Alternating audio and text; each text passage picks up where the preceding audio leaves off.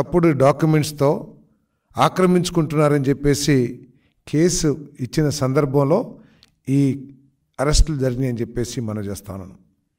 ED అటాచ్మెంట్లో ఉన్న భూముల్ని జోగి రమేష్ గారి కుటుంబం అంటే వారి కుమారుడు కానివ్వండి, వాళ్ళ బాబాయ్ కానివ్వండి, ఇంకా అనేక మంది అధికారుల సహకారంతో ఆ రోజు అధికారంలో ఉన్న మంత్రిగా ఉన్న జోగి రమేష్ గారి కుటుంబ సభ్యులు ఈ భూమిని చట్ట వ్యతిరేకంగా కొని విక్రయించారు కాబట్టి ఈరోజు అరెస్టు జరిగింది, కానీ వేరే ఉద్దేశం కాదని చెప్పేసి నేను చాలా స్పష్టంగా తెలియజేస్తా ఉన్నాను నేను.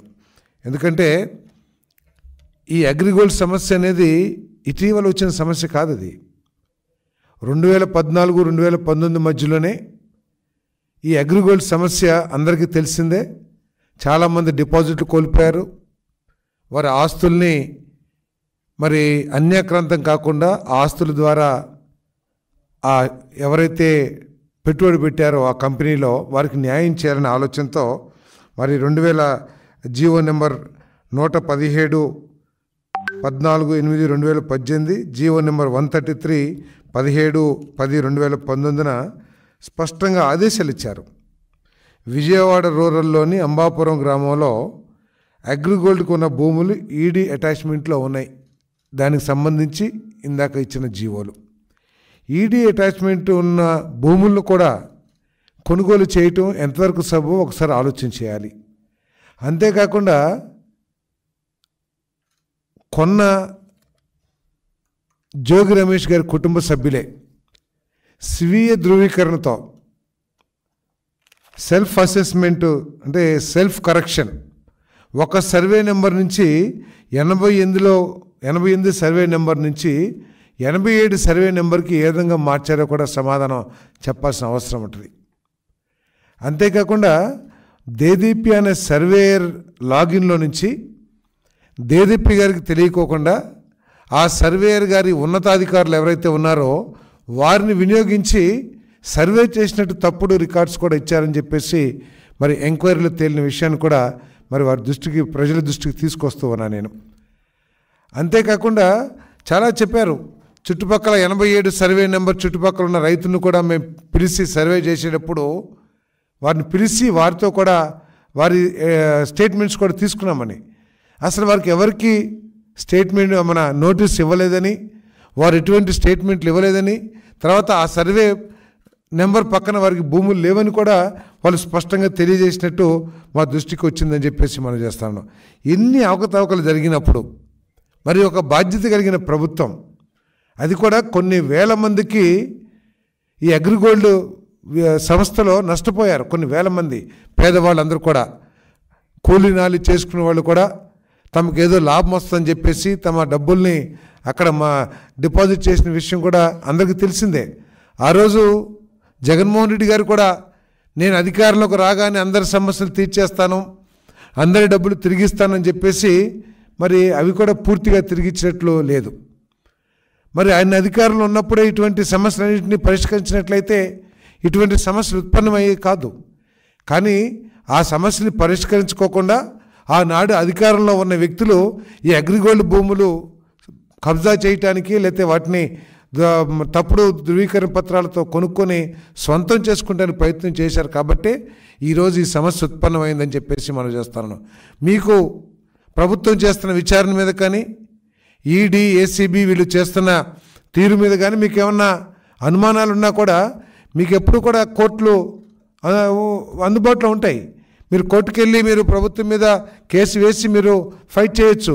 కాకుండా దీని ఒక రాజకీయ రంగు పుణుతానికి ఏదో బలహీన వర్గాల మీద కేసులాగా ప్రయత్నం చేస్తున్నారు. ఇది ఎక్కడ కూడా బలహీన వర్గాల తగాదాలు కాదు, లేకపోతే బలహీన వర్గాలకి సంబంధించిన విషయం కూడా కాదు. ఇది అగ్రిగోల్డ్కి సంబంధించిన ఆస్తులు, ఈడీ అటాచ్మెంట్లో ఉన్న ఆస్తుల్ని ఒక తప్పుడు ధృవీకరణ పత్రాలు కానివ్వండి, లేకపోతే తప్పుడు రిపోర్ట్స్ ద్వారా కానివ్వండి, తప్పుడు సర్వే రిపోర్ట్స్ కానివ్వండి, లేకపోతే రికార్డ్స్ తారుమారు చేసి కానివ్వండి, స్వాధీనం చేసుకుంటానికి చేసిన ప్రయత్నంలో భాగంగానే ఈరోజు కేసు జరిగిందని చెప్పేసి మనం చేస్తాను. దయచేసి దీనికి కులం రంగు, వర్గం రంగు, రాజకీయ రంగు పొలవాల్సిన అవసరం లేదు. ఒకవేళ తప్పు కాదంటే మీరు కోర్టులో మీరు ఫైట్ చేసుకోవచ్చు.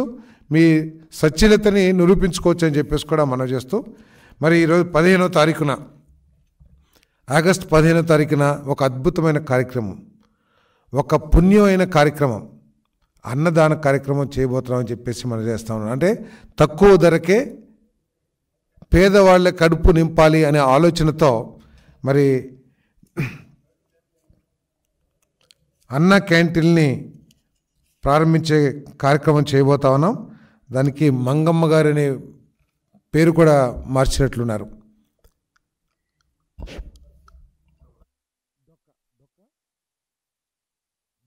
సీతమ్మ అన్న క్యాంటీన్ని 15వ తేదీన ప్రారంభించబోతా ఉన్నాం. ఆ రోజు మొట్టమొదటిగా 183 క్యాంటీన్లు ప్రారంభించాలని ఆలోచన చేశాం. మొత్తం 203 క్యాంటీన్లు ఉన్నాయి. మరి వివిధ దశల్లో మొత్తం 203 క్యాంటీన్లు కూడా ప్రారంభించడం జరుగుతుందని చెప్పేసి మనం చేస్తా ఉన్నాం. 5 సంవత్సరాల్లో దాదాపు 4.5 కోట్ల మంది పేదవాళ్ళ ఆకలి తీర్చిన కార్యక్రమం ఇదని చెప్పేసి మనం చేస్తా ఉన్నాను. ఇంత గొప్ప కార్యక్రమాన్ని కేవలం కక్షపూరితమైన ఆలోచనతో, పేదవాడు కడుపు నింపుకొని సంతోషపడకూడదనే ఒక దిగజారిన ఆలోచనతో ఈ అన్న క్యాంటీన్ని గత ప్రభుత్వం మూసేసింది. మరి ఆ అన్న క్యాంటీన్ని ఈరోజు మరి తెలుగుదేశం కూటమి ప్రభుత్వం మళ్ళీ 15వ తారీఖున ప్రారంభించడం జరుగుతుందని చెప్పేసి మనం చేస్తా ఉన్నాను. మరి ఇతర రాష్ట్రాల్లో కూడా ఇటువంటి కార్యక్రమాలు పెద్ద ఎత్తున జరుగుతూ ఉన్నాయి. నిజంగా జగన్మోహన్ రెడ్డి గారు చెప్తారు, ఈ మధ్య ప్రజాస్వామ్యం అని మాట్లాడుతూ ఉన్నారు. ఏదో తెలుగుదేశం పార్టీ కక్షపూరితంగా వ్యవహరిస్తుందని చెప్పేసి. ఈయన ప్రతి విషయంలో కూడా గత ప్రభుత్వంలో ప్రతి విషయం కూడా కక్షపూరితంగానే నిర్ణయాలు జరిగినాయని అంటానికి ఈ అన్నా క్యాంటీన్ రద్దు కూడా ఒకటని చెప్పేసి మనం చేస్తున్నాను. మన తమిళనాడులో కూడా అమ్మ క్యాంటీన్లు అని చెప్పేసి అక్కడ కూడా పేదవాళ్ళకి కడుపు నింపే కార్యక్రమం చేస్తూ ఉన్నారు. మరి తర్వాత అధికారంలోకి వచ్చిన స్టాలిన్ గారు ఎక్కడ కూడా రాజకీయ కక్షతో కానీ లేతే వేరే వాళ్ళ పేర్లు ఉండకూడదు, నా పేర్లే ఉండాలనే ఆలోచనతో ఎక్కడ కూడా ఆ క్యాంటీన్లు రద్దు చేస్తాం కానీ, లేదు ఆ క్యాంటీన్ పేరు అమ్మ క్యాంటీన్ అనే పేరుని మారుస్తాను కానీ ప్రయత్నం చేయలేదనే విషయాన్ని గుర్తించాల్సిన అవసరం ఉందని చెప్పేసి మనం చేస్తాను. కేవలం ఒక కక్షపూరితమైన ఆలోచనతో మరి ఈ కార్యక్రమాలని, మరి అంతేకాకుండా 5 రూపాయలకి పేదవాడికి భోజనం అందిస్తుంటే దాంట్లో కూడా ఏదో అవినీతి జరిగింది, కోట్లు తినేశారు అని ప్రచారం చేయటానికి సాక్షి పత్రిక ద్వారా ప్రయత్నం చేయటం మరి శోచనీయం అని చెప్పేసి కూడా ఈ సందర్భంగా నేను తెలియజేస్తా ఉన్నాను.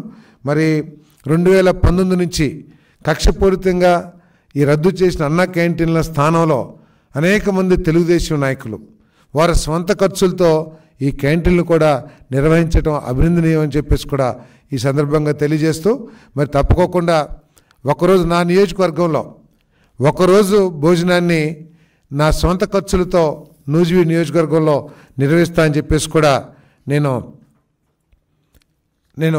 ఈ సందర్భంగా తెలియజేస్తున్నాను.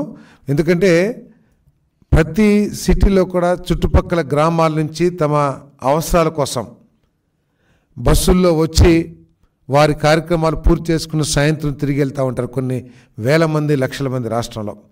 వారందరూ కూడా పేదవాళ్ళు హోటల్స్కి వెళ్ళి భోజనం చేయాలంటే కనీసం 100 రూపాయలు లేనిదే కడుపు నిండే పరిస్థితి ఈరోజు సిటీస్లో, టౌన్స్లో లేవు. మరి అటువంటి పరిస్థితుల్లో పరిశుభ్రమైన వాతావరణంలో మంచి క్వాలిటీ భోజనం, ఒక ఉన్నత స్థాయి సంస్థలు ప్రిపేర్ చేసిన భోజనాన్ని ప్రజలకు అందించడం చాలా గొప్ప కార్యక్రమంగా నేను భావిస్తూ ఉన్నాను.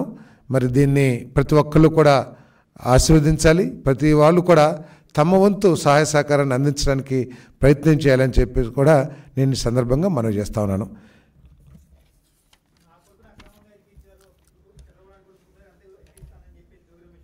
ఏమండి,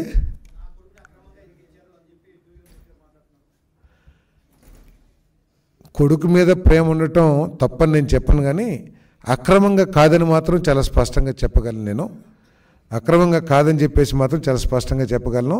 ఇది అగ్రిగోల్డ్ ఇచ్చిన ఫిర్యాదు తర్వాత సిఐడి పోలీస్ అధికారులు దీని మీద ఎంక్వైరీ చేసి దానికి సరైన ఆధారాలు లభించిన తర్వాతే చట్టం తన పని తాను చేసుకుంది తప్పితే ఇది ఎవరినో ఇరికించాలని జోగి రమేష్ గారి కుమారుడి మీద ఈ ప్రభుత్వానికి ఎటువంటి కక్ష ఉండాల్సిన అవసరం లేదు.